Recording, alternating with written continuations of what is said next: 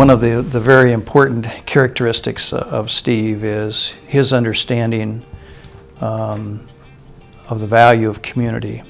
So we found that investing in Idaho and finding talent in Idaho is possible.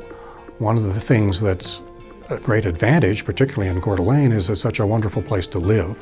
And so there are talented people from urban areas who want to leave and bring their families to a more of a small town environment. The concept of combining those lifestyle amenities with the opportunities to build a business with the technical resources is an interesting one.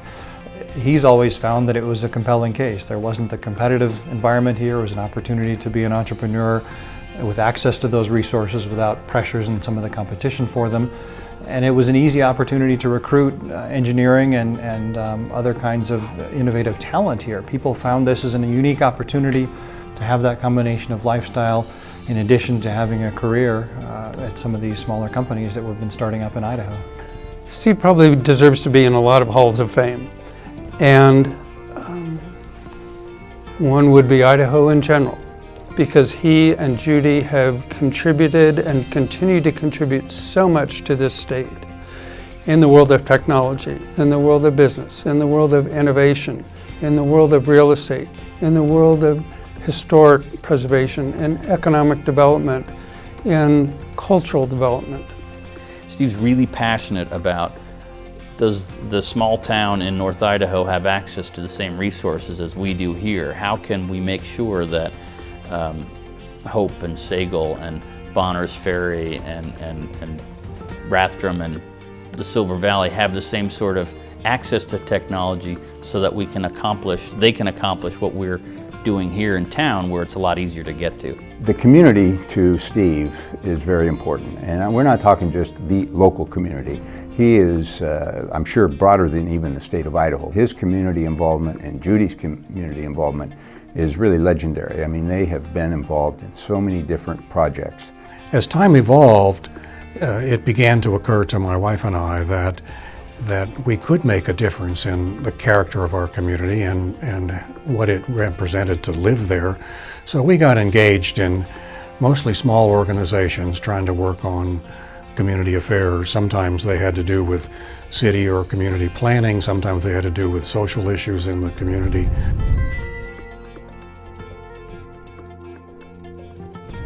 To my recollection, my dad's always been an innovator. He's always interested in tinkering with different things and particularly taking things apart, understanding how they work and understanding ways that you might tweak it to make it a little better, a little more efficient. He's really interested in innovating elegant solutions to complex problems. Innovation is in Steve's DNA.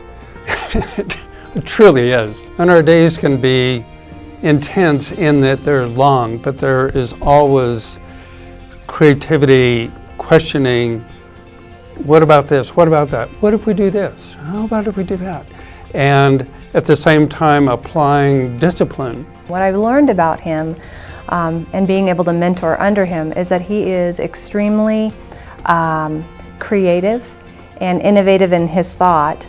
Most recently, he played a large hand in our acquisition, NIC Foundation's acquisition of property adjacent to the main North Idaho College campus, which people refer to as the education corridor.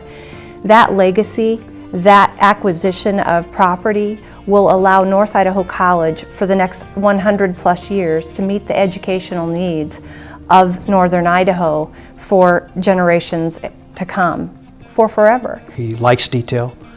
He likes to think about those details, and he'll grind on them until he feels comfortable with a solution that he believes will be effective in whatever he's doing.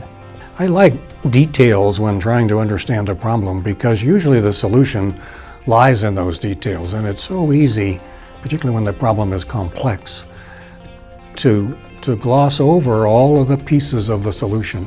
So I've found, at least in the way I have enjoyed working, that dealing with those details is satisfying and becomes essential to the final solution.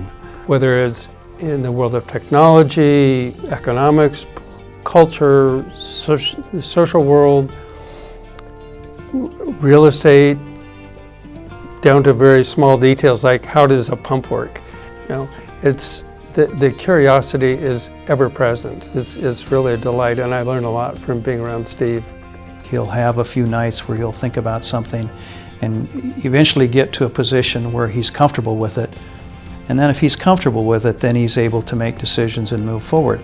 If those are tough decisions, I think that thinking, that detail that he begins to work on translates into then good decision making and something he's comfortable with. Even if it's difficult, he's able to do that.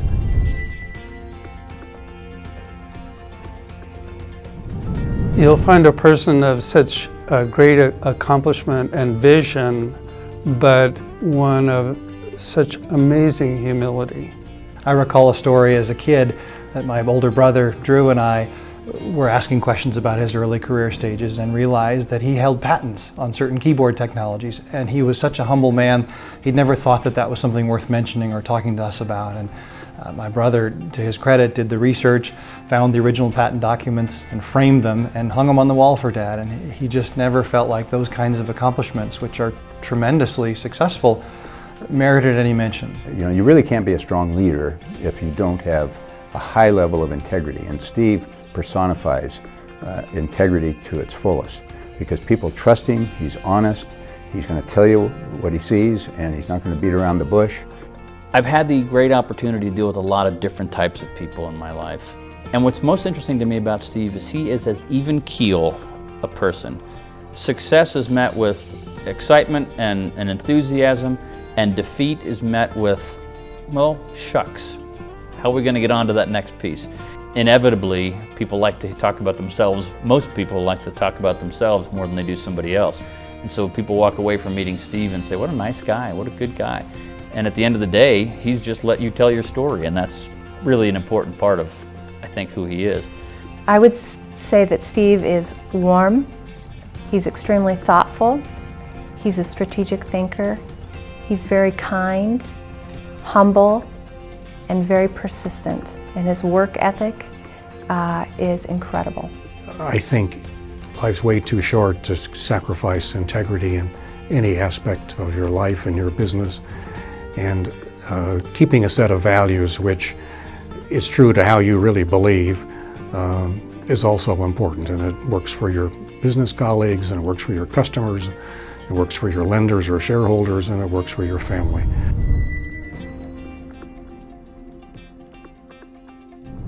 I just think that if you study the background of Steve Meyer, for those young people that are looking for kind of a role model, you know, Steve Meyer would be is the epitome of a great role model. It's about how you use your resources that I think is a great role model for Steve. You know, his resources include mentoring. He loves to work with young people, and I think that young people should identify with that and realize that there are people out there like Steve Meyer that like to help them with what their education is, or if they're starting a business, or whatever they're thinking about doing. You turn to somebody like Steve and Judy, and you're going to get some really good help. Every month at our board meetings, we have a student come in and talk about what does the scholarship mean to he or she. And Steve introduced our student last month, and you could just see the joy that he took in this young man who's in his mid-20s, who has overcome his upbringing to be pursuing a degree in petroleum engineering because he wants to make a greater impact on this world. And Steve's joy in introducing him, and you can see in the smile in his face and the tone of his voice how proud that makes him to be a part of that. And so it's a privilege for me to get to see that side of Steve Meyer. When thinking about advice to give to ambitious entrepreneurs, I think one of the most useful things I can suggest is the notion of strategic thinking and persistence. It's just really important for people who are committed to an idea or a concept to be thorough about continuing to revisit their what they believe to be fundamentally correct, to be courageous enough to think outside of the box, to try to be strategic about where you are and where you want to be, and make plans to get there in a methodical and timely way. But by far the most important characteristic, I think, is the stick-to-itiveness, the persistence to get there. And I would suggest that if people have good concepts and have the right kind of management talent and the right kind of financial posture, that persistence usually wins the day.